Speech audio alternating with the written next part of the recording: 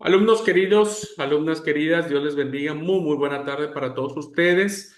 Bienvenidos, bienvenidas sean a una segunda última materia que tenemos. Desafortunadamente no, el presupuesto es muy poco para conseguir más profesores, así es que van a tener que soportar a este último profesor igual. Así que yo les voy a impartir también la materia de Apocalipsis como para cerrar la línea de Biblia, ¿verdad? Que venimos manejando desde hace 3 años y que, bueno, culmina el texto sagrado en la lista canónica de los libros del Nuevo Testamento con un libro que es el digno representante de la apocalíptica cristiana, no judía, pero sí cristiana. Así que bueno, bienvenidos a esta clase de Apocalipsis. Es para mí un honor y al igual que todo el seminario, poder ofrecerles a ustedes, queridos alumnos, estas reflexiones finales de un libro que ha traído eh, miles de reacciones, ¿verdad? Desde personas que tienen miedo del apocalipsis, desde personas que interpretan literalmente el apocalipsis, desde personas que interpretan erróneamente el apocalipsis y desde personas que amamos el apocalipsis porque es un libro maravilloso de fe, esperanza y consuelo. Evidentemente, hermanos, la postura que se ha traído sobre la palabra apocalipsis se ha tergiversado principalmente por lo que implica am, los géneros literarios, hablando, por ejemplo, de las películas, ¿no? Hoy, cuando alguien quiere explotar y quiere sacar plata, haga una película inspirada en el Apocalipsis, donde la película puede estar llena de caos, de misterios, del fin del mundo, y todo eso cobra cierto morbo en la vida de las personas que hacen que el Apocalipsis, lejos de ser un libro de esperanza, se convierta finalmente en un libro de miedo, de tragedia. Es increíble cómo hasta la fecha muchos cristianos, incluidos tal vez muchos de nosotros, no hayamos leído el Apocalipsis por dos razones. La primera, la más obvia y la más común, es que no lo entendemos, ¿verdad? Por esa razón no lo leemos. Y la segunda es porque pues, nos inspira este miedo al ver figuras ah, casi monstruosas, ¿no es cierto? Ver símbolos, ver conflicto, etcétera. Y entonces, evidentemente, para muchas personas, pues el acercamiento al Apocalipsis se hace no grato, ¿verdad? No grato. Es mi, es mi deber, mi responsabilidad y mi deseo poder despertar en ustedes, queridos alumnos y alumnas, su pasión por el libro de Apocalipsis. Es mi deseo que cada uno de ustedes pueda sentirse atraído, admirado y subyugado por este libro apocalíptico, ¿verdad? Que espero que al final de la clase ustedes puedan sentir un amor especial por este libro y podamos salir de esas apreciaciones incorrectas de lo que tiene el libro de Apocalipsis.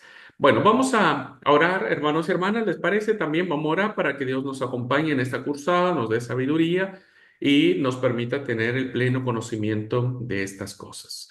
Bueno, vamos a orar. Amado y buen Padre Celestial, te damos gracias en esta hermosa tarde por darnos la oportunidad de cursar el último libro de tu palabra, Señor, que anhelamos sea de bendición en nuestras vidas, sea un agua fresca, sea un libro, Señor, que inspire, que ilumine, que arranque una sonrisa de esperanza a nuestros corazones. Padre bueno y bondadoso, te ruego en el nombre de Jesucristo, que tú, Señor, nos acompañes en esta cursada, que acompañes a los alumnos dándoles sabiduría, abriendo su mente, Señor, a esta literatura apocalíptica y también a mí, Señor, dame sabiduría para poder expresar a ellos lo que es correcto. Bendito Dios, te ruego y te suplico que nos acompañes, pues lo imploro y lo ruego en el nombre de Cristo Jesús, nuestro Señor. Amén. Muy bien. Rápidamente, hermanos, necesitaría uno, dos valientes que me digan, que me compartan cuál es su apreciación sobre el libro de Apocalipsis. Con toda la sinceridad, puede decir, la verdad que no lo he leído, no lo entendí, o pienso esto del Apocalipsis. ¿Cuál es su concepto? ¿Cuál es su idea que tienen sobre este libro? De manera muy, muy breve, muy concreta, si me ayudan a compartirlo, entonces vamos mirando los distintos enfoques que nosotros mismos, no el mundo, nosotros mismos le hemos dado al libro de Apocalipsis, ¿no? Bueno, ¿alguien, hermanos, alguien quiere compartir brevemente su idea, su concepto que tiene sobre el libro?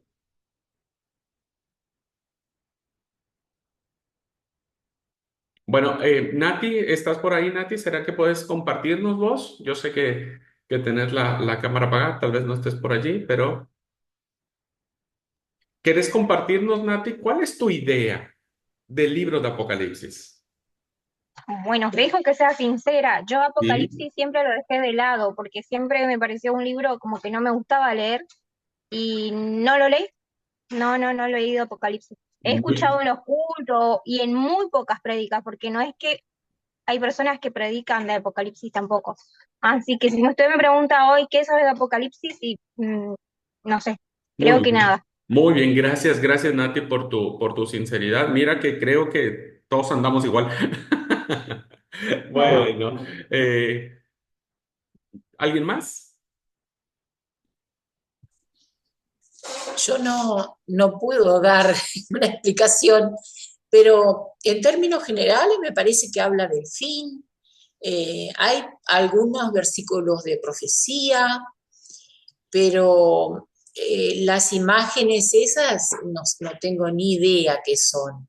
De los jinetes, de Mm, la bestia, eso no puedo explicar nada de eso. Es pues lo único que puedo decir.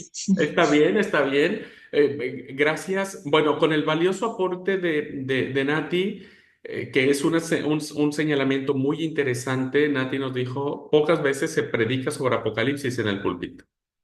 Pero se han dado cuenta que muchas de las cartas o muchos de los libros del Nuevo Testamento y del Antiguo Testamento pocas veces se predican. Pocas veces se predican. Las epístolas que hablamos, ¿no es cierto? Pocas veces se predican. Ahora ya sé que en Ameguino se predicó sobre Pedro, ¿no? Y en las otras iglesias también tienen que escuchar sobre alguna carta, pero pocas veces se habla del Apocalipsis. Y otra cosa interesante que vamos a diferenciar, que este es uno de los grandes errores que tenemos al abordar el libro de Apocalipsis, que dijo mi hermana Esther, es la diferencia entre profecía y apocalíptica, ¿verdad? Eso son dos cosas diferentes. Y eso lo vamos a analizar. ¿Qué es la profecía y qué es la apocalíptica? ¿Verdad? Así que bueno, vamos viendo, vamos bien, diríamos, en el sentido de ir encuadrando la materia. Amanda, querida, adelante.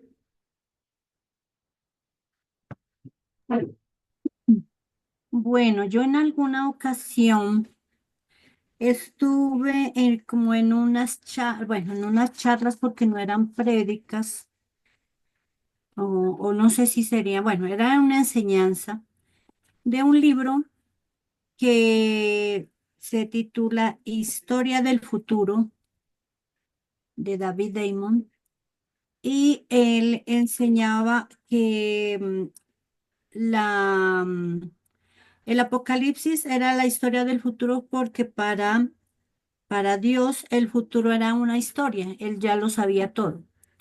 Y en medio de todo eso, pues es como ver, mostrarnos como las señales de la segunda venida y del triunfo real de Jesucristo. Como así lo entendí. Y pues en lo que no lo he leído todo el libro, no lo he leído todo el libro, pero en los capítulos o en algunos de los capítulos que he podido de leer es eso, ¿no? Es como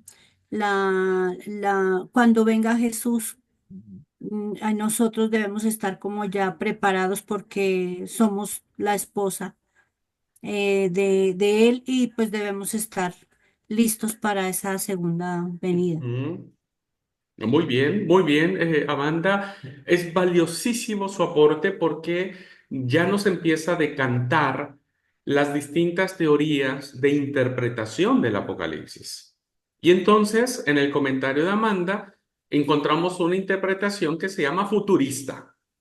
Es decir, los futuristas miran en el Apocalipsis los eventos, válgase la redundancia, del futuro vinculados con la segunda venida de Jesucristo. ¿Verdad? Entonces, el problema de esta interpretación futurista es que quieren ver en un libro que se escribió hace 2000 años rasgos y señales o aspectos que se aplican al siglo XXI, por ejemplo, ¿verdad? Y entonces tratan de ver en el Apocalipsis como si Juan supiera que en el 2024 iba a haber iPhone 18, ¿no?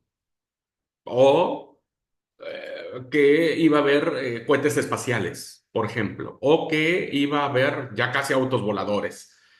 Y entonces parece ser que quieren enfocar lo que se escribió hace más de 2000 años, ¿no es cierto? Y ver algunas referencias hacia el futuro. Pero como vamos a analizar un poco esta teoría futurista, nos complica un tanto el hecho de comprender que Juan no estaba pensando en el futuro. O sea, Juan no estaba escribiendo para el siglo XXI. Juan estaba escribiendo para el siglo primero, que es lo que vamos a analizar. Y otra cosa interesantísima que nos plantea Amanda, y creo que ya a estas alturas de nuestra partida en el seminario, de nuestra formación en el seminario, podríamos hacernos como pregunta, ¿verdad? Y quiero que ustedes la vayamos respondiendo, no ahora, pero sí que les quede como reflexión. Creo que en la afirmación que dice nuestra querida Amanda, pero no es de ella porque esa es una idea generalizada, Dios ya conoce todo, Dios conoce el futuro, ¿verdad? Dios conoce el futuro. Bueno, ¿cuál es el problema de esa afirmación? Bueno, problemas son dos. Si yo niego esa afirmación y digo, no, Dios no conoce el futuro, casi estoy diciendo una blasfemia, ¿no es cierto? Casi estoy diciendo, pero para, ¿cómo que Dios no conoce el futuro? ¿No? Conoce el futuro. Pero si yo le digo, sí, Dios conoce el futuro y conoce todo lo que va a suceder, entonces tengo otro problema ahí, ¿no? De decir, ¿qué pasa con el libre albedrío? O sea, Dios ya conoce lo que yo, Abraham Marín, voy a hacer dentro de 5 años. Si la respuesta es sí, entonces yo no tengo un libre albedrío porque Dios ya sabe lo que va a suceder.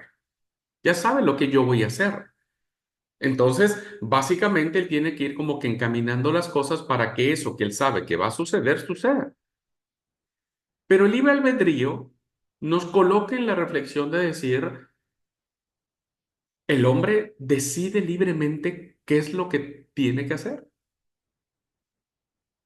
Y entonces hay una pregunta muy interesante, ¿no? ¿Dios conoce realmente todo lo que va a suceder? Si fuera así, entonces nosotros nos convertimos solamente en peones en el tablero de ajedrez de Dios. Pero eso la Biblia tampoco lo respalda. La Biblia nunca va a respaldar que nosotros seamos peones en el tablero de ajedrez de Dios. La Biblia va a hablar de que el hombre va construyendo su historia. Y como vamos a ver en esta teoría futurista, ¿no es cierto? Es más entendible que Dios va construyendo con nosotros la historia, pero que al final Dios sabe que Él tendrá que poner orden en todo. Al final, Dios sí sabe que va a tener que ser rey y señor. Entonces, me parece interesante esta reflexión de un Dios que nos acompaña siendo historia, pero que al final sabe que Él dirá, ok, bueno, hasta aquí quedó tu libertad, hasta aquí quedó tu libre albedrío. Bueno, ahora yo decido y es cuando viene lo que nosotros le llamamos el reino milenial y el reino eternal, ¿no? Bueno, voy a dejarlo allí como preguntitas, ¿no? Como reflexiones que me parece que el libro de Apocalipsis nos va a dar mucha luz al respecto, ¿verdad? Mucha luz, analizándolo un poco menos, no sé si futurista. Pero vamos a ver, vamos a plantear las distintas escuelas, ¿eh? Está la escuela preterista, está la escuela historicista, está la escuela futurista y está la escuela idealista. Esa la vamos a ver en esta clase. ¿Ok? Así que bueno, tranqui. Vamos lanzando las preguntas, como les digo, vamos dialogando con el texto, vamos hablando con la palabra y vamos viendo cómo ella nos responde. Así que bueno, lindas apreciaciones. Listo. Si no hay nadie más para compartir, no sé si Mario, ¿querés compartir alguna idea? ¿O Emilia? Bueno, permiso. Yo por ahí le leía Apocalipsis cuando tenía más o menos 14 15 años porque tenía esa curiosidad de ver qué decía Apocalipsis y como nos decías un poco al principio fue eh, quizás también por no saber, ¿no es cierto?, por ahí interpretar o no haber tenido a alguien que me diga que no lo lea como receta de cocina. eh, en su momento me llevó a eso de sentir el miedo, ¿no es cierto?, el miedo de esas imágenes, de esos monstruos que nos imaginamos cuando leemos, ¿no? Pero después también, al irlo leyendo eh, tiempo después, eh, creo que un poco engloba por ahí un mensaje oculto eh, de mucha esperanza, ¿no? Creo que lo que nos habla un poquito de Juan ahí, de darnos una esperanza más que nada, es lo que hoy por hoy lo veo. Y lo único que había en su momento rescatado era de decir que quería estar en la Nueva Jerusalén porque decía, bueno, ahí no me va a hacer más falta la plata porque va a haber oro por todos lados, hasta las calles van a tener oro. Y después me di cuenta que quizás eso hablaba de la poca importancia que le da Dios al oro por ahí, ¿no? Y no era que nosotros íbamos a tener todo ahí, yo iba a resucitar ahí con un cortafierro y un martillo para empezar a picar calles y guardarme las calles. Entonces, por eso digo, también está eso de que por ahí tendríamos que tener esa conciencia de saber leer Apocalipsis, ¿no? Ok. Y eso por ahí eh, creo que también vamos a aprender un poco en la materia y estaría buenísimo eso, ¿no? Bueno, muchas gracias. Gracias por compartir. Miren, sí, muchas de nuestras ideas que tenemos sobre el libro de Apocalipsis dependen y han dependido de el concepto que tengamos, y ojo con esto, hermanos, porque esta es la clave, el concepto que nosotros tengamos del género literario llamado apocalíptica. Apocalíptica. No sé si yo me pausé, hermanos. Hola. No sé si... Yo sí lo escucho, pastor. Entonces sí, yo creo que se pausó Mario, Mario. el que Claro, está. Mario y Emilia, que están allá en la misma zona de Avellino. Bueno, sí, Ah, sí, si Amanda me escucha, entonces está bien. No, yo pensé que era mi internet. Bueno, ¿qué quiero decir, hermanos? Que la clave de este abordaje tiene que ver con el género literario llamado apocalíptica. Esa es la clave. Esa es la clave de interpretación de este libro. Bien, voy a leer de manera muy rápida el capítulo 4 del libro de Apocalipsis, si ustedes quieren abrirlo. El libro 4 de Apocalipsis, el libro 4, el capítulo 4 de Apocalipsis. Y quiero que ustedes vayan leyendo con su mirada, ¿no es cierto?, la lectura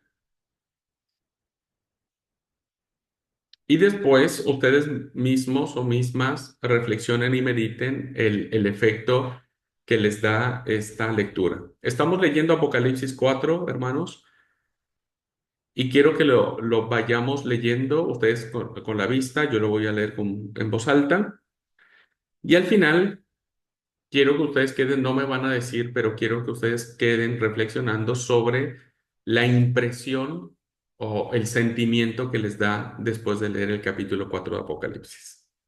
Dice así: después de esto miré, y aquí una puerta abierta en el cielo, y la primera voz que oí, como de trompeta, hablando conmigo, dijo: sube acá, y yo te mostraré las cosas que sucederán después de estas. Y al instante yo estaba en el Espíritu, y he aquí un trono establecido en el cielo, y en el trono uno sentado. Y el aspecto del que estaba sentado era semejante a piedra de jaspe y de cornalina.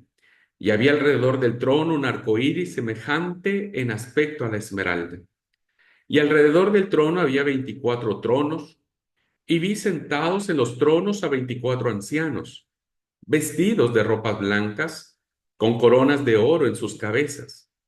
Y del trono salían relámpagos y truenos y voces, y delante del trono ardían 7 lámparas de fuego, las cuales son los 7 espíritus de Dios.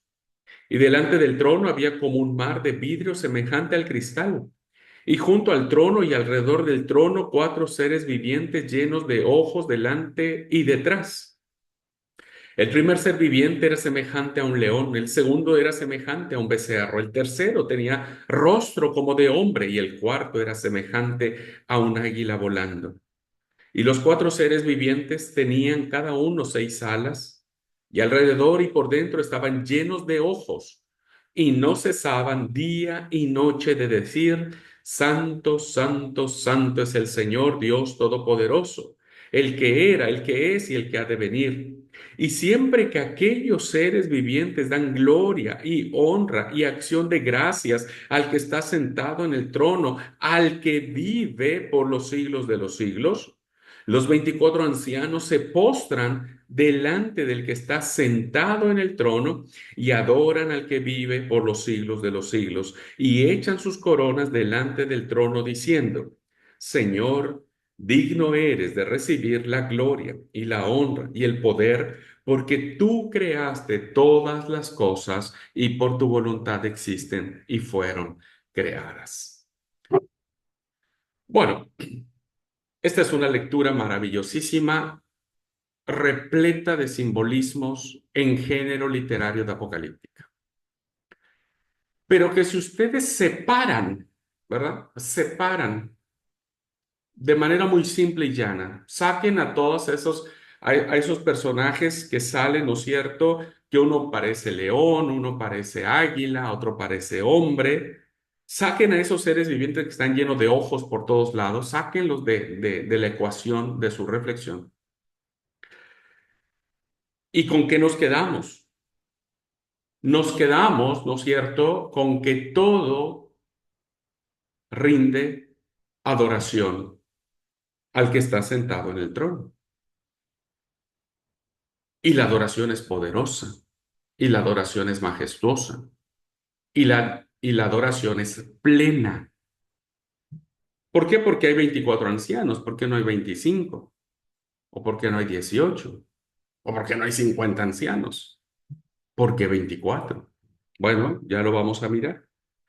Entonces, cuando nosotros vemos esto, hermanos, y vemos que se repite, este es un capítulo que se repite mucho una palabrita, que se llama trono. Trono. Este, lo voy a desarrollar más adelante, pero esto es fundamentalísimo. Para entender, voy a plantearlo de manera particular para entender el capítulo 4. ¿Por qué nosotros no logramos comprender el capítulo 4 si lo queremos aplicar a nuestro contexto hoy? Porque hoy, donde vivimos, no hay tronos. Nadie ha visto un trono, hermanos del alma. ¿Ustedes conocen un trono? Lo conocemos por fotos y los conocemos por internet y demás, pero en la ciudad nuestra, donde nosotros hemos crecido y convivido, nunca hemos visto un trono. Y se nos hace una palabra porque hoy hay una realeza en el mundo, ¿no? Que puede hablar de tronos, ¿no? Pero a lo más el trono de San Pedro, que le llama a la Iglesia Católica, donde se siente el Papa. Pero bueno, ni ese conocemos.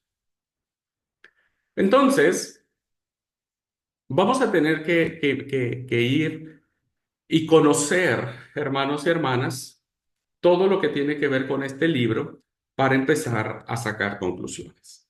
Ahora tal vez no lo entendemos, no entendemos el capítulo 4, no entendemos por qué hay tantos seres alados y con muchos ojos. Ya esa imagen de tener muchos ojos por todos lados ya nos hace ver como un monstruo deforme, ¿no? Pero que para el autor de la carta de Apocalipsis quiere decir otra cosa más increíble, más poderosa, más maravillosa. Voy a dejar hasta aquí este argumento porque ya quiero entrar de lleno a empezar a introducirnos al libro de Apocalipsis. Voy a compartir la pantalla y vamos a iniciar de a poco compartiendo algunas ideas, algunos conceptos que tienen que ver con este libro. ¿Ah? A propósito, he puesto en la primera diapositiva esta imagen que a muchos les ha causado miedo, que ha causado muchas películas hollywoodenses, ¿no es cierto?, que tienen que ver con los famosos cuatro jinetes del Apocalipsis o los cuatro caballos del Apocalipsis, ¿no? Y evidentemente estos caballos, al parecer, crean miedo, crean terror, crean muerte. Entonces, obvio que cuando uno ve esta imagen que aparece ahí en la pantalla, pues ya se nos quita de la mente quienes conocemos un caballo. Todos sabemos que los caballos son nobles, son hermosos, son increíbles. O sea, quien ama los caballos sabe que los caballos son re lindos. A mí me encantan los caballos, nunca tuve uno, pero me encantan. Pero ya cuando ah, llevamos a esta imagen noble del caballo ya una imagen de terror, entonces evidentemente para nosotros cambia mucho el significado. Bueno, Apocalipsis, hermanos, no son estos cuatro caballos del Apocalipsis o los cuatro jinetes del Apocalipsis, es algo más que eso. Vamos viendo. Para empezar a tener una idea, hermanos, que insisto, tenemos toda una cursada para ir desmenuzando con detalle todo este libro, primero tenemos que entender la naturaleza del libro de Apocalipsis. ¿Cuál es su esencia? ¿Por qué se escribe un libro así? ¿Y por qué se deja al final del canon de la escritura? ¿Verdad? ¿Por qué? Tal vez no fue el último libro que se escribió dentro de la literatura, sino en cambio, sí aparece al final de nuestra lista de los libros del Nuevo Testamento. Entonces, para empezar a ubicar y a leer correctamente el libro de Apocalipsis, tenemos que conocer su naturaleza. Primero, hermanos, si estamos errados, escuchen bien, si estamos cerrados en comprender, en conocer la naturaleza del libro de Apocalipsis, entonces estaremos cerrados en su interpretación. Porque entonces nosotros vamos a querer saber quién es la bestia, ¿no? ¿Cuál es ese número del 666? Durante mucho tiempo, no sé si les pasó a ustedes, cada generación ha venido trayendo un miedo para saber cuál es y quién es la bestia, ¿no? Yo me acuerdo que desde muy pequeñito y creo que durante muchos años se dijo que la bestia era el papado y se dijo que el papa era la bestia y que la señal de la bestia era cuando la gente iba el miércoles de ceniza a que le pusieran ceniza en la frente y esa era la señal de la bestia. Bueno, después pasaron los años y como que eso se enfrió, diríamos, ¿no? porque empezó a venir la etapa tecnificada. Y después, ¿cuál fue el número de la bestia? Yo recuerdo mucho, hermanos, porque dicen que el que tiene el número de la bestia no puede comprar ni vender ni nada por el estilo. Y entonces cuando salió el código de barras, ¿no? De cualquier artículo, ahorita usted va a cualquier lado y nadie le da bolilla al código de barras, además es refuncional. Pero decían, ese es el número de la bestia, ¿no?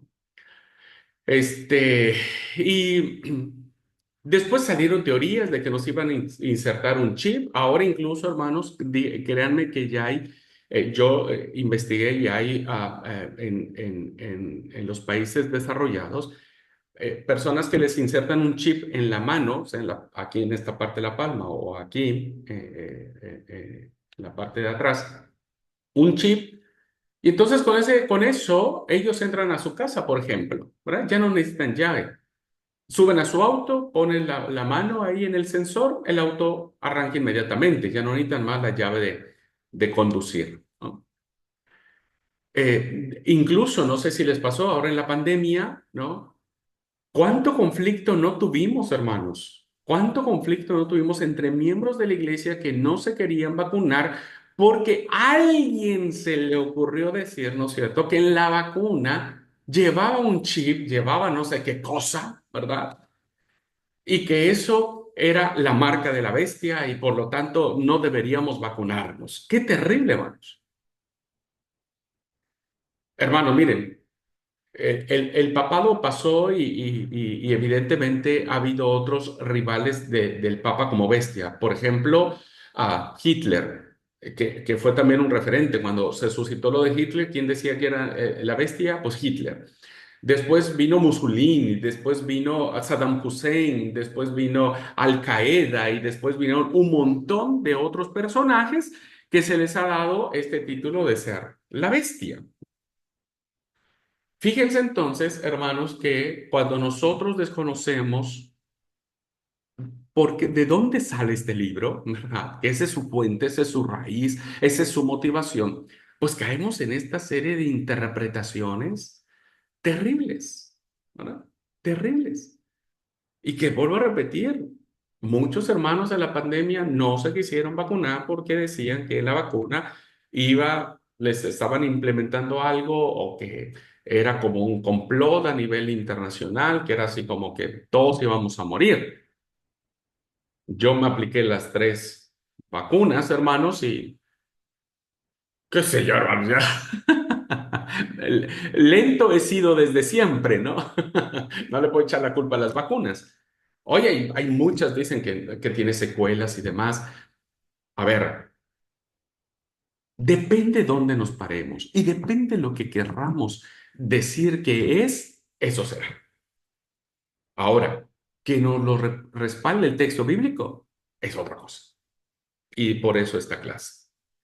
Segundo, debemos entender, hermanos, que el libro de Apocalipsis no es un tratado de historia profética. ¿Verdad? Que es algo interesantísimo, porque recuerden que cuando nosotros vimos el capítulo o la materia de libros proféticos, hacíamos una clara diferenciación entre profecía y adivinación.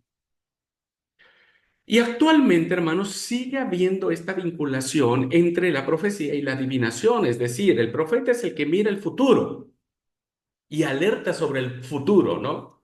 Las famosas profecías de Nostradamus, que escribió no sé qué cosas en no sé qué tantos versos, ¿verdad?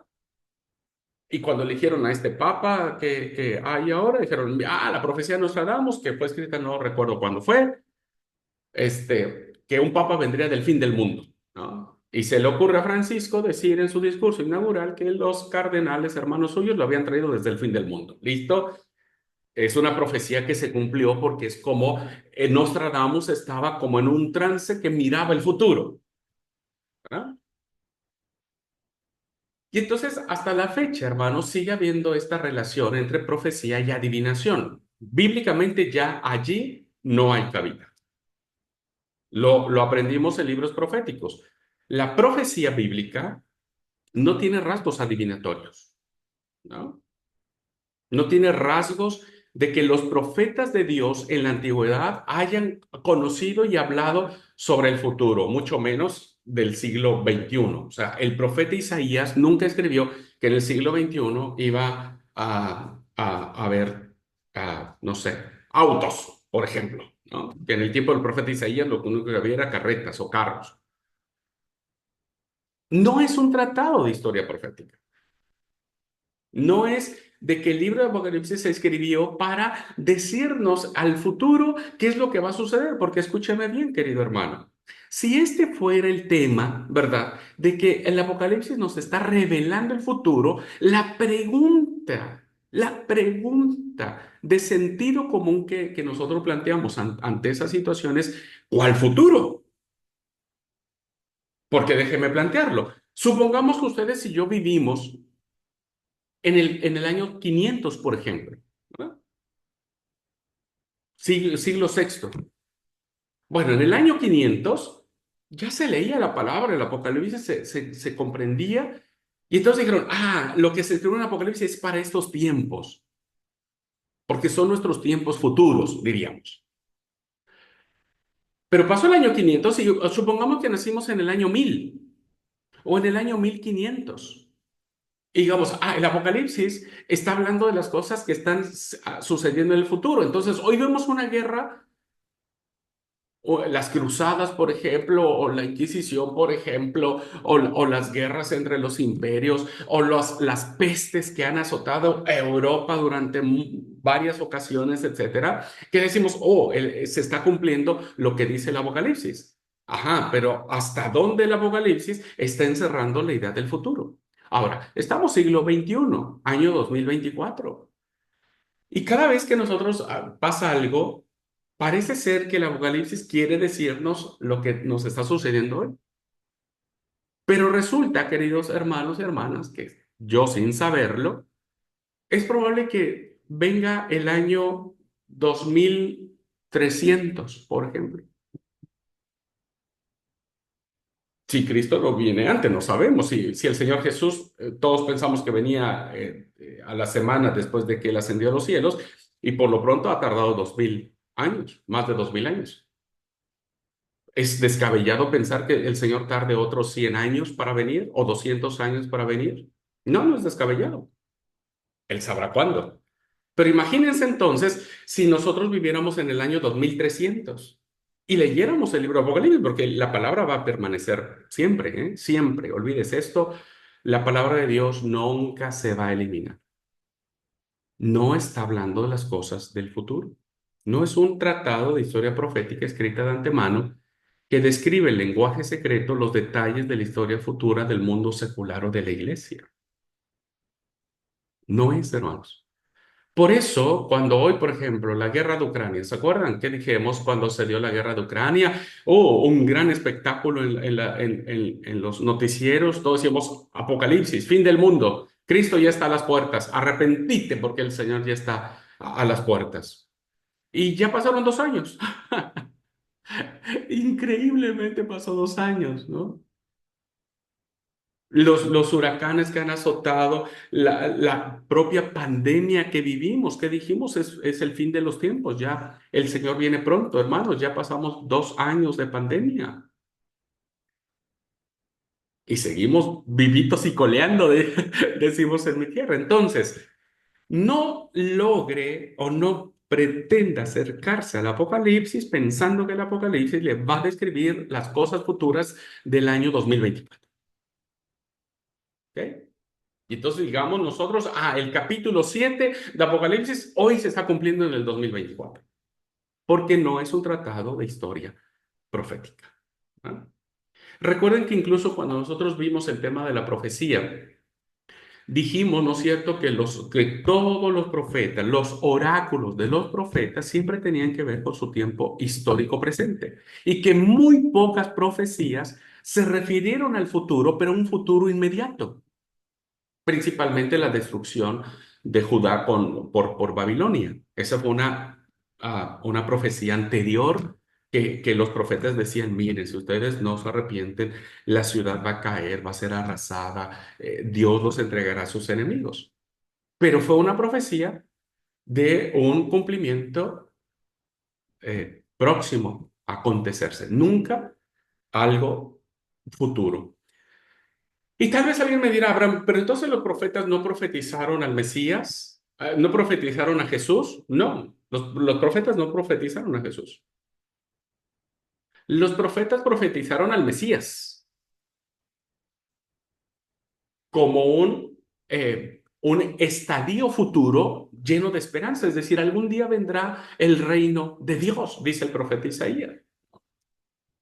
Y el reino de Yahvé vendrá, se instaurará y nos traerá paz, felicidad y justicia. ¿Quién inaugurará ese reino de Dios que el profeta nunca se atrevió a decir para tal fecha se va a suceder? El Mesías es quien lo va a inaugurar. Cuando viene el Señor Jesús, entonces los cristianos interpretan que Jesús es el Mesías que vino a anunciar el reino de Dios por el profeta Isaías. ¿Ok? Espero no irlos perdiendo, hermano, por favor. Si voy muy rápido, si estoy muy desaforado, por favor deténganme. Levanten la mano y Abraham, para un poco. No te vayas tan rápido. O si tienen alguna pregunta o algo no queda claro, por favor. ¿Ok? Entonces, no es un tratado de historia profética que pretenda que con símbolos, con esto, fíjense, a veces pensamos que el libro de Apocalipsis es como que Dios está jugando con nosotros al gato y al ratón, ¿no? Y eso en la cosmovisión bíblica no existe, hermanos. Si lo que Dios siempre ha querido al hombre es revelarse plenamente, no estarse ocultando, ¿verdad? Y jugando al gato y al ratón para decir, a ver quién saca la primera pista, ¿no? Porque entonces sería un Dios, a lo mejor sí, muy copado, pero que faltaría a la verdad de su justicia, de su santidad y lo que él implica, ¿no? O sea, Dios no puede estar jugando con nosotros al gato y al ratón, metiéndonos el palo en la rueda, ¿no? Como para decir, no, fallaste, ¿no? Esa no era la interpretación, eso no era lo que iba a suceder. No. Segundo, hermanos, el libro de Apocalipsis no es un relato preescrito de eventos que serán limitados por unos cortos años antes del final del mundo. Que este es otro gran error. Porque nosotros hemos leído el libro de Apocalipsis como diciendo, bueno, lo que va a suceder, y muchas denominaciones lo hacen, en Internet está plagado de eso, es decir, que ellos interpretan que el Señor ya va a venir mañana, ¿no? Porque parece ser que todo lo que está sucediendo hoy, que los gobernantes, que el Papa, que ¿no? Hay muchas denominaciones que cuando ven al Papa reunido con los representantes evangélicos, con los representantes musulmanes, y empieza a hablarse de ecumenismo, listo, el fin del mundo está cerca porque se está haciendo como que un plan para que entonces se unan con los ejércitos demoníacos y el Señor venga con sus huestes celestiales y destruya todo. Y entonces la interpretación que mucha gente le ha dado al libro de Apocalipsis es que es un libro que se escribió, ¿verdad? Pensando en los años finales de la venida del Señor. Entonces, quienes piensan así, cuando hay un evento, ya repetí muchas veces, cuando hay un evento catastrófico y que las redes sociales y hermanos de la iglesia mandan mensajes y parece que la iglesia recién ahí se activa para evangelizar, es decir, arrepentite porque ya el fin del mundo está cerca. Acepta a Cristo. Bueno, pasan los días, pasan los meses, pasan los años y pues resulta que no pasó nada, ¿no? Y entonces muchos consideran que el Apocalipsis evidentemente no fue escrito para conocer en qué etapa de la historia el Señor Jesús va a venir. Porque además el mismo texto bíblico nos lo plantea. El día y la hora nadie la conoce. Tercero, si el libro de Apocalipsis, hermanos, no es un libro de historia profética ni de escritos prescriptos, entonces, ¿qué es el libro? Y aquí empezamos ya a desvelar, a quitar el velo, ¿no? Es un libro de revelación. Revelación. Esta es la clave, hermanos y hermanas, para conocer lo maravilloso del libro. Miren, no sé en sus Biblias, en la mía ya, porque yo uso Reina Valera 60. Y aquí, en la Reina Valera 60, cuando empieza el libro, por ejemplo, ¿no? Acá, solo dice el Apocalipsis, con un artículo definido, el Apocalipsis. Pero en otras Biblias, creo que las más antiguas, si no mal recuerdo, se llamaba libro de revelación. Revelación, así estaba escrito. Porque creo que lo vamos a ver en una clase, Apocalipsis significa eh, desvelar, ¿no? O revelar algo que está oculto. Vean la paradoja, de los que no saben lo que es el libro de Apocalipsis. Para quienes no conocen el libro de Apocalipsis son cosas ocultas. Para quienes conocemos el libro de Apocalipsis son cosas reveladas. Porque Apocalipsis significa literalmente recorrer el velo. Cuando alguien quiere ocultar algo, pues lo pone detrás de las cortinas, ¿verdad? Lo pone detrás de la cortina. Entonces llega la visita, no ve nada, ¡ay, qué lindas cortinas! Sí, porque pues, no está viendo lo que hay detrás de nuestras cortinas. Pero si esa persona recorre la cortina, pues se va a dar cuenta del desastre que tenemos. Eso es Apocalipsis. Apocalipsis está, insisto, paradójicamente, no ocultando cosas, las está exponiendo, las está sacando a la luz. Ahora la pregunta, ¿qué son esas cosas? ¿Qué es lo que vamos a ir viendo? Entonces, hermanos y hermanas queridos, ya el mismo título del libro nos plantea la ruta para interpretar Apocalipsis. No tenemos que buscar las cosas ocultas o pensar que el libro de Apocalipsis es un libro del gato y el ratón que Dios está jugando con nosotros. Todo lo contrario. El libro de Apocalipsis lo que quiere es revelarnos cosas. Ahora, estoy hablando, y fíjense el término que utilicé, revelarnos cosas. Hoy yo soy una persona del siglo XXI, pero el autor de Apocalipsis no me está escribiendo a mí, Abraham Marín, siglo XXI, sino que está escribiendo a otra audiencia que ya vamos a ir analizando. Entonces, el libro de Apocalipsis quiere revelar cosas a sus lectores originales, pero también a nosotros, ¿verdad? Por eso es palabra de Dios, por eso es actual, por eso la tenemos nosotros. Ah, pero esto es interesantísimo. Uno diría, bueno, a ver, Señor, voy a poner el ejemplo del capítulo 4 que leímos, cuando habla de los seres con muchos ojos. La interpretación de los seres con muchos ojos, hermanos, significa, no es otra cosa más que alguien que está ejerciendo un cuidado profundo de algo de alguien, que está con un cuidado increíble porque lo que está cuidando es muy valioso. Entonces la pregunta sería, a ver, Señor, ¿no te hubiera sido más fácil decirnos, ¿no es cierto?, que estos seres vivientes que están allí y que tienen muchos ojos, ¿no es cierto?, o los rostros, ¿no?, que tienen que ver con el león, con el becerro, ¿no te sería más fácil que nos digas que hay un cuidado, que alguien está atento a lo que está sucediendo en cuanto a los seres vivientes y no decírnoslo que eran seres vivientes que tenían muchos ojos? ¿Por qué no decirlo de manera abierta?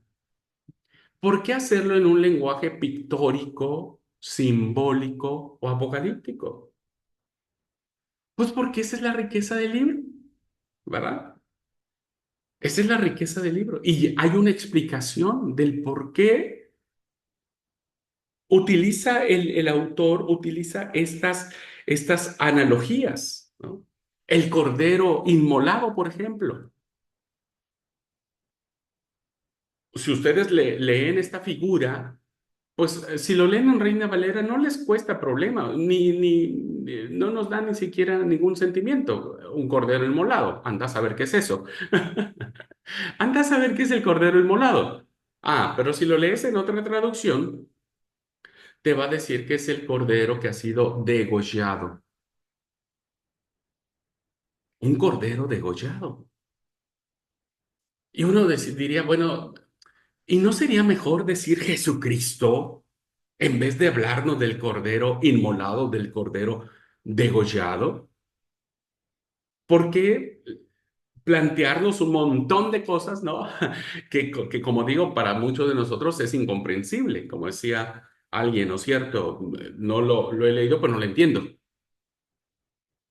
porque evidentemente nosotros no somos los lectores originales. Nosotros sí no lo entendemos.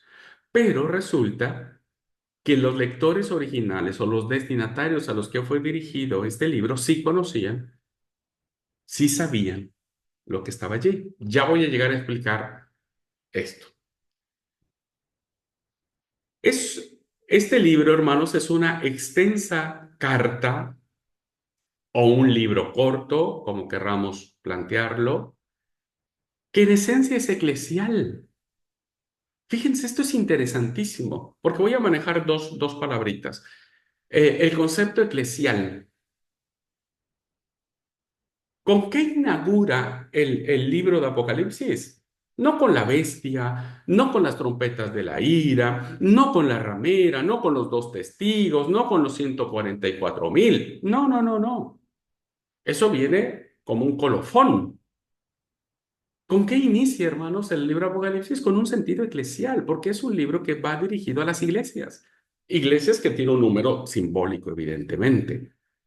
Son 7 iglesias. Ustedes recuerden que el número 7 en el texto bíblico es plenitud, es totalidad. Entonces se está hablando a la totalidad de la iglesia del primer siglo que existían en el Asia Menor, probablemente ya establecidas para el año 95, 100, que es la fecha en que se data este libro de Apocalipsis. Es decir, miren, hay iglesias ya como la de Ameguino, como la de Buenos Aires, como la de Bogotá, como la de, ¿no? El Dorado. Hay iglesias ya. Estamos en el primer siglo. El evangelio sigue creciendo. La iglesia se está organizando. La iglesia necesita consejos, necesita dirección, pero también necesita consuelo, necesita esperanza, necesita palabras de aliento, porque la iglesia es el símbolo visible del reino de Dios. Entonces, el autor de Apocalipsis, hermanos, no está pensando en la iglesia de Loma Verde, ¿no? El autor está pensando en estas 7 iglesias representadas de manera simbólica en el número 7.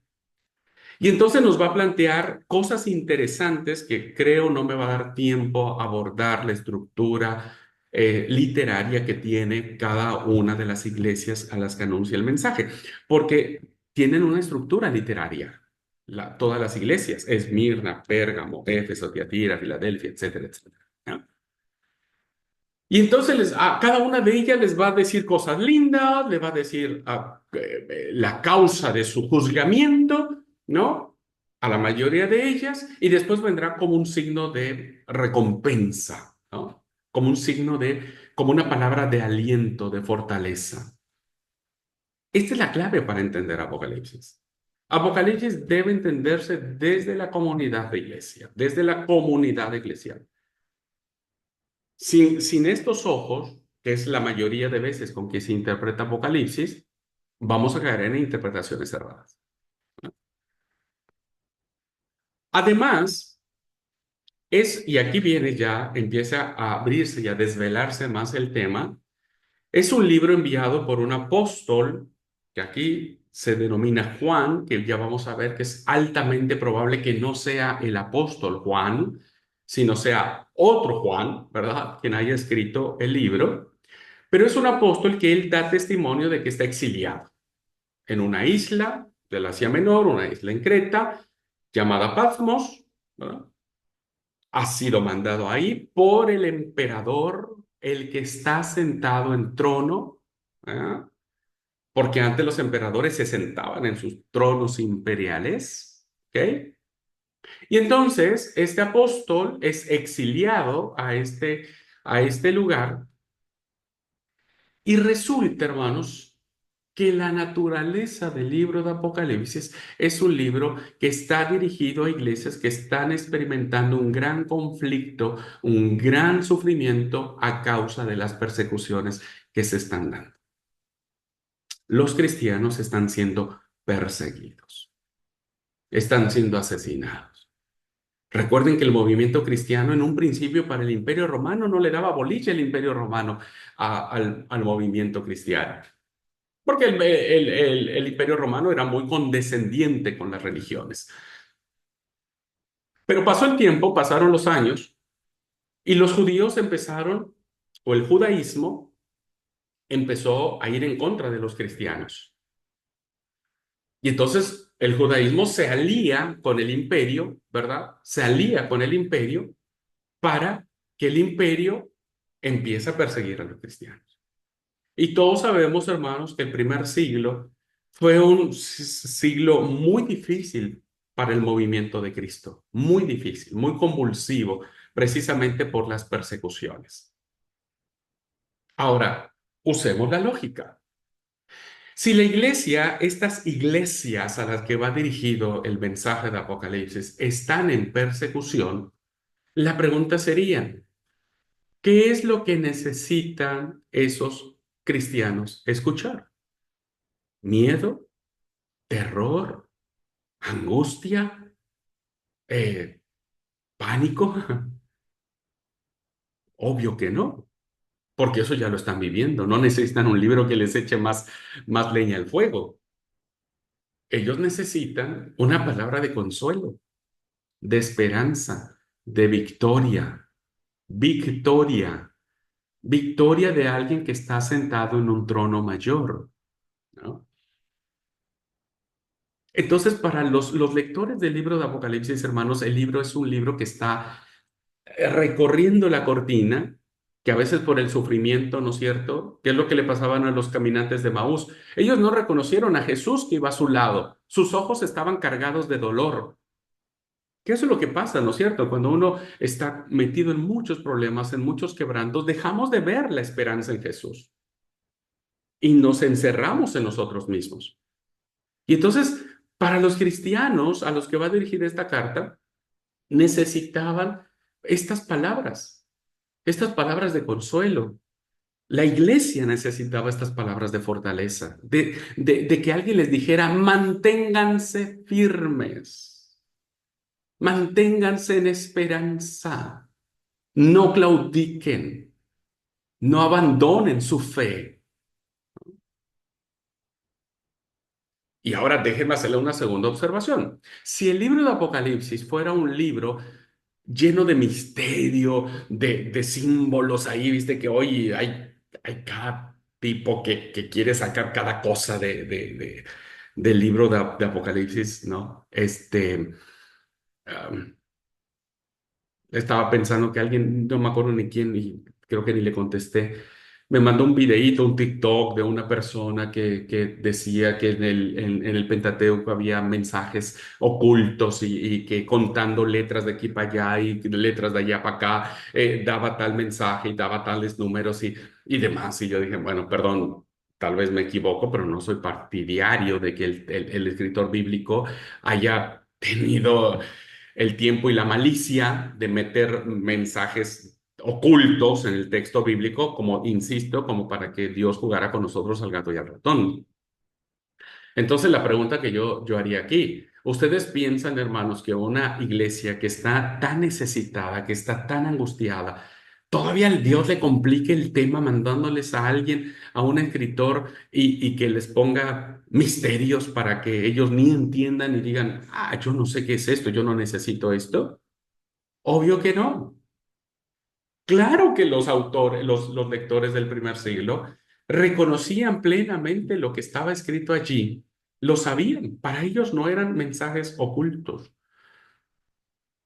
Ahora, he de reconocer, evidentemente, y creo que los eruditos lo reconocen, que muchas de esas claves de interpretación que tenían las primeras comunidades cristianas del siglo primero se han perdido. Porque para entender el Apocalipsis hay que tener claves de interpretación. Por eso es que hay cosas que aún los eruditos hoy en día no se atreven a definir con claridad qué significaba para los cristianos del primer siglo. Lo que sí está claro es que algo significaba para los cristianos del primer siglo. Eso sí está clarísimo.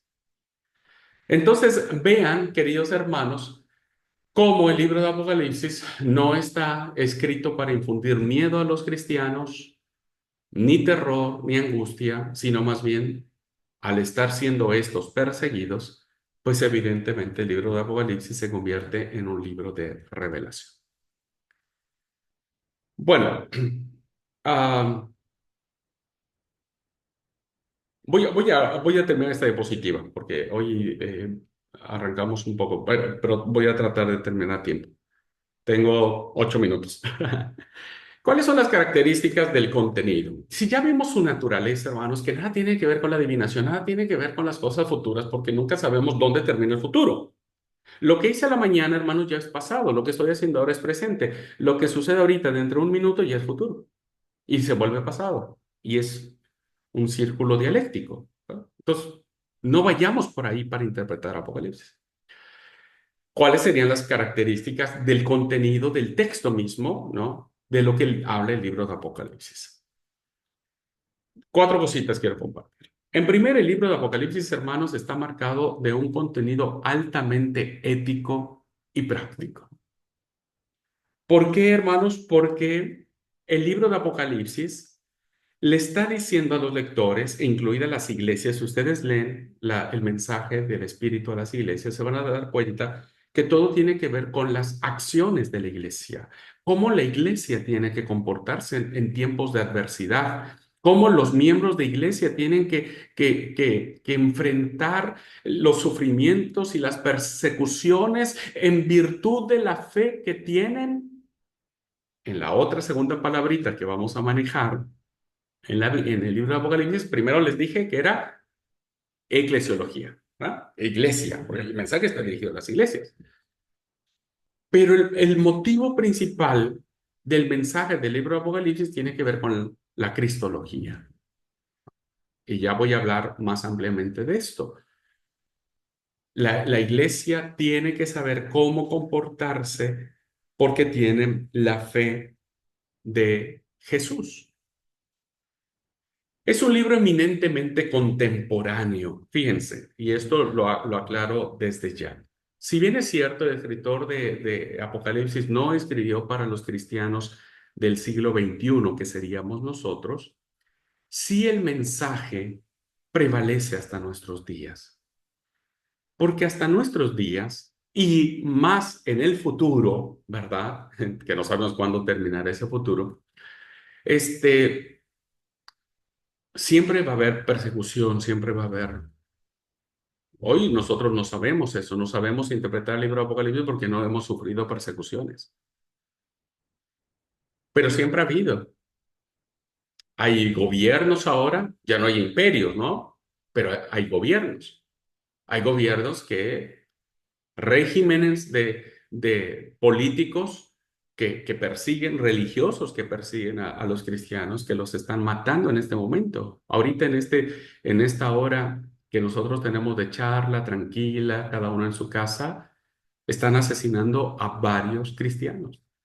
Los están violentando, los están martirizando. Nosotros no los vemos, pues porque nosotros estamos acá, ¿no?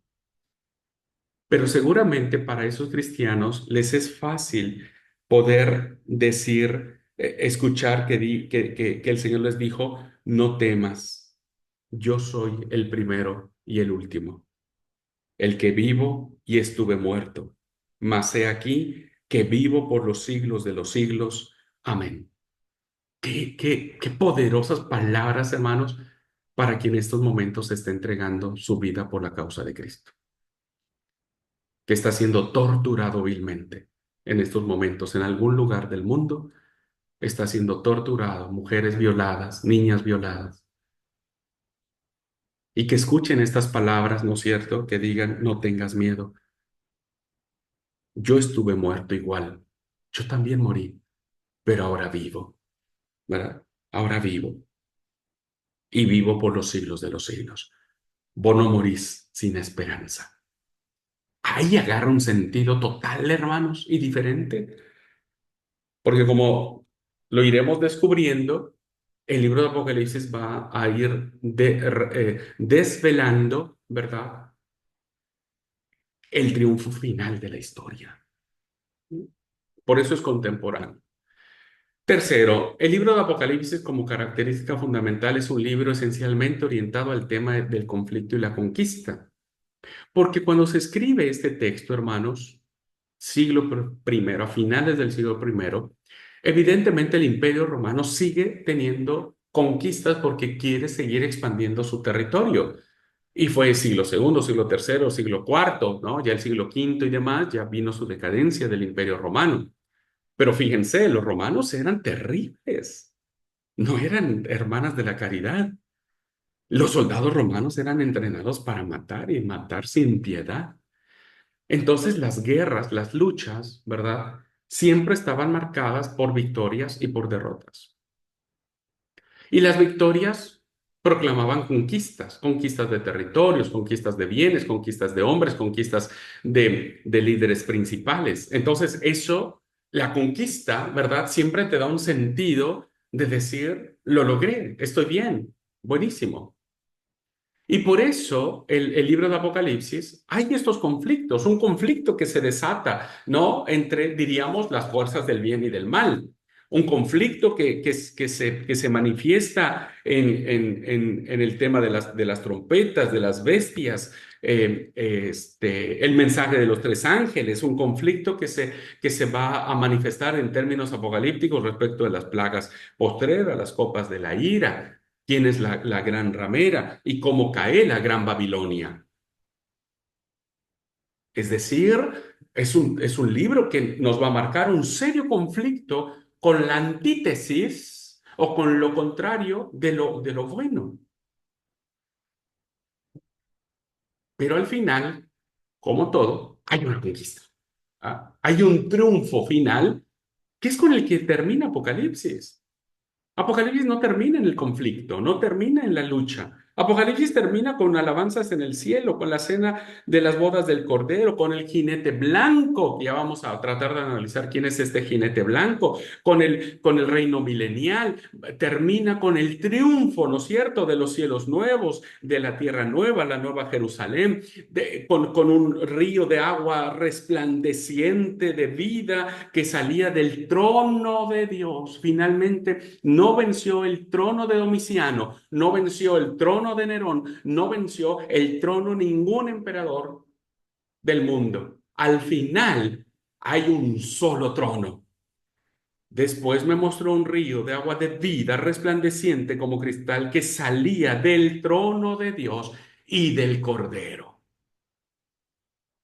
Hay conquista, hay victoria, ¿no? Victoria. Y la victoria siempre trae esperanza, siempre nos anima, siempre hace que nosotros podamos sonreír al futuro, por muy conflictuado que esté.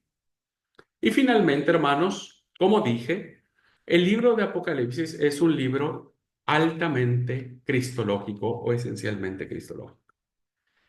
Quien nunca ha leído el libro de Apocalipsis, evidentemente van a hacer interpretaciones re complicadas. Pero por favor,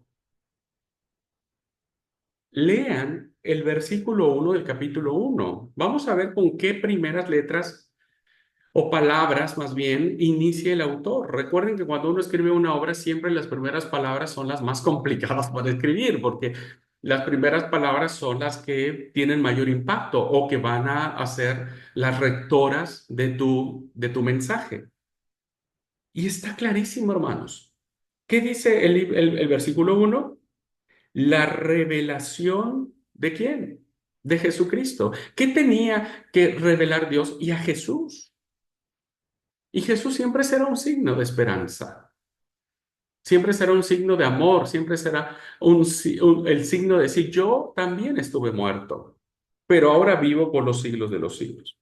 Es la revelación de Jesucristo. Por eso, hermanos, cuando ustedes leen el versículo 4, donde vienen el saludo que Juan, el autor, le da a las iglesias. Vean que el saludo de Juan es un saludo profundamente cristológico. Dice Juan, versículo 4, a las 7 iglesias que están en Asia, gracia y paz a vosotros, del que es y del que era y el que ha de venir, y de los 7 espíritus que están delante de su trono, y de Jesucristo, el testigo fiel. Está revelando a Jesucristo, el primogénito de los muertos, el soberano de los reyes de la tierra, al que nos amó y nos lavó de nuestros pecados con su sangre. Ustedes están derramando su sangre, queden tranquilos, Jesús ya derramó su sangre para lavarnos a nosotros. Y fíjense cómo inicia con un texto de esperanza. Y nos hizo reyes y sacerdotes para Dios su Padre, a Él sea la gloria e imperio por los siglos de los siglos. Amén. Es decir, los cristianos del primer siglo que estaban siendo perseguidos, martirizados, torturados, asesinados, tienen la esperanza de ser reyes y sacerdotes para Dios por Jesucristo, al cual es gloria e imperio por los siglos de los siglos. Eso habla de eternidad, ¿no? Y después dice, y el que vendrá en las nubes y todo ojo le verá, los que le traspasaron y todos los linajes de la tierra harán lamentaciones por él. Sí, amén. El amén, hermanos, en la Biblia es poderosísimo, ¿eh? Ya voy a hablar del amén en algún momento. Y entonces habla Jesús. Aquí viene Jesús, aquí entra en escena el Señor y dice, yo soy el alfa y el omega, principio y fin, el que es y que era y que ha de venir, el Todopoderoso. Son palabras de consuelo. Hermanos, ¿qué nos revela Apocalipsis? A Jesucristo, gloria a su nombre, es Él, es su esencia. Y Jesús jamás ni nos hará daño, ni nos dará miedo, sino que evidentemente, ya lo voy a leer en otra clase, cómo es que el autor va a presentar a Jesús, como un hombre, como el Hijo del Hombre, vestido con símbolos, símbolos de poder, símbolos de autoridad. Y entonces el autor le está diciendo a la gente que está sufriendo por la causa de Cristo, ustedes están sufriendo por el que es, por el que era y por el que ha de venir. Así es que no tengan miedo. No tengan miedo, manténganse firmes en la fe. Y esto es maravilloso, queridos hermanos, del libro de Apocalipsis. Bueno, creo que hasta ahí, sí. Bueno, vamos a dejar aquí la clase. Por yo de que me emociono, me emociono. Y es un libro muy apasionante, hermanos. Muy apasionante, que tiene que ver con... ah, hoy los cristianos, insisto, no somos los cristianos del primer siglo. No lo somos. Pero sí seguimos siendo cristianos amenazados por muchas cosas. Hoy podríamos decir, hermanos, que la bestia, por ejemplo, no es el Papa, no es Mussolini, no es Hitler, porque los papas han muerto, los otros han muerto. Hoy podríamos decir que, y muchos ya están pensando decir que la bestia ahora es la inteligencia artificial, porque está haciendo cosas increíbles que nadie ha podido hacer. Por la inteligencia artificial, sí, hermanos.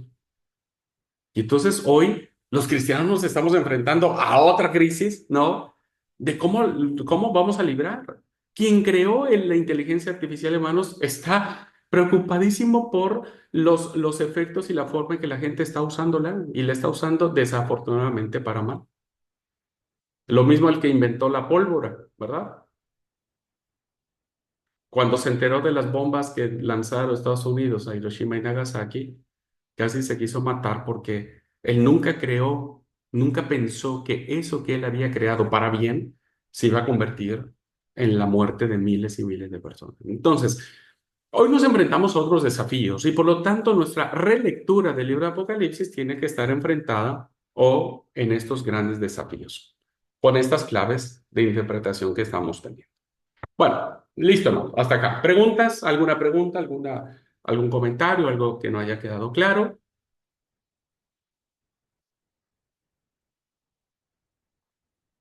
Por favor, hermanos, hablen ahora o callen para siempre.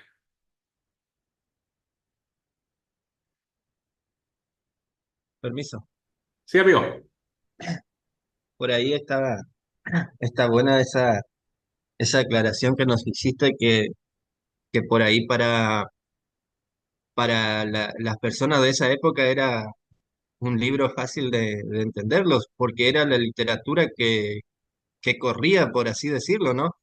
Yo creo que entonces, cuando uno se pone a pensar de ese modo, si Dios hubiera querido ocultarle cosas a esa gente, quizás le hubiera mandado a Juan, el escritor, que haga un libro de cómics, ponele que es una literatura, ponele nuestra de hoy en día, más moderna, ¿no?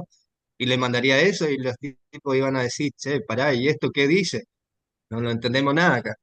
Entonces, a nosotros quizás no, nos cuesta entenderlo por ese motivo, porque no es una literatura habitual a nuestra época, ¿no es cierto? Porque hoy estamos acostumbrados, qué sé yo, a otro tipo de literatura con, con un simbolismo diferente, con palabras distintas y quizás por eso todavía nos cuesta entender, ¿no?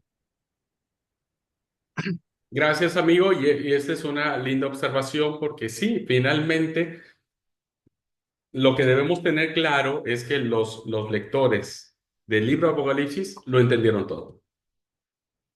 Porque ya vamos a ver en otras clases todo cómo se empieza a generar este género literario llamado la apocalíptica. Hay que entender ese género. Como dice Mario, hoy no lo entendemos porque tal vez hoy este género no está muy en boga, pero es como si leyéramos, por ejemplo, una obra de ciencia ficción. Ese ya es más actual en nosotros. Y ni así, ¿eh? Hay mucha gente que no sabe diferenciar entre ciencia ficción y realidad. Pero hoy tendríamos como claves para interpretar y decir, "Ah, esto es ciencia ficción, esto es realidad", ¿no? Lo mismo sucedió con los cristianos del primer siglo. Bueno, espero que vayamos descubriendo mucho más cosas, hermanos y hermanas, sobre este libro y espero no los voy a obligar a leer el libro, ¿no es cierto? Pero sí quiero que ustedes solitos vayan desarrollando esta idea o este deseo de leer este libro bajo las claves que estaremos compartiendo en clase. ¿Ok? Bueno, gente linda, pues nos vemos. Nos vemos mañana. Creo que nos toca clase mañana. ¿O no? Sí, sí, nos toca clase mañana. Así que bueno. Temprano, nos va a hacer madrugar más. No, mañana No, tenemos en la tarde, sí, a mañana, esta hora, mañana a esta hora. Ah, sí, mañana sí, el jueves es el temprano. jueves, sí, jueves, ya manda. Bueno, tiene, tiene, Pero tiene- más esa la pobre Esme, que a ella le toca a las 5. sí, sí, sí, pero esa es, no tiene mucho sueño, es mi cuñada. Bueno, gente linda.